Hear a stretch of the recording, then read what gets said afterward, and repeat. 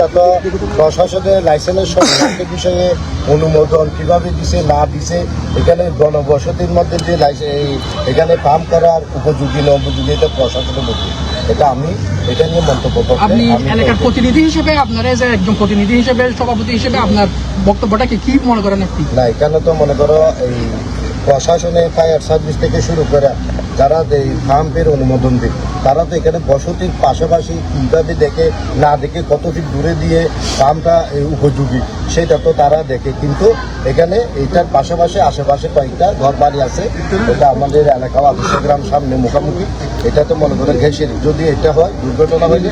ওই এলাকার মধ্যে সবার তো ক্ষতিগ্রস্ত হতে পারে, সেটা তো দেখতেছি। কিন্তু এটা আসলে কতটুকুর মধ্যে এরিয়াটা কতটুকুর মধ্যে পাম্প করা উপযোগী সেটা প্রশাসনের কত কিলোমিটার আছে নাই এটা প্রশাসনের মধ্যে, এটা তো কাগজের মধ্যে আমাদের এত অভিজ্ঞতা নেই।